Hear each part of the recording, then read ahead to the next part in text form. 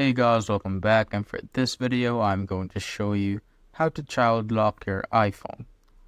So first, what you want to do is open up your settings, scroll down to accessibility, and scroll down to the very bottom till you see the guided access option. So tap on it, then turn on by switching or by tapping on the switch button right here. And then tap on passcode settings, set guided access passcode, and enter any passcode that you want. Once that's done, let's say you want to lock YouTube, so let's go to YouTube. Once you're here, you will need to tap on the tap on your side button for 3 times. 1, 2, 3, and this will pop up, just the guided access, and just tap on start.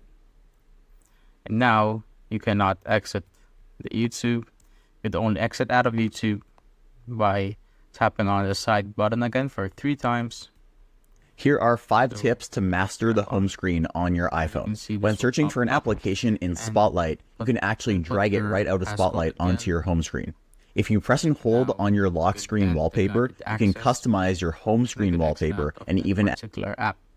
And that's basically it, guys. If you have found this video helpful, simply leave a like below or subscribe because it helps reach more people. See you on the next one.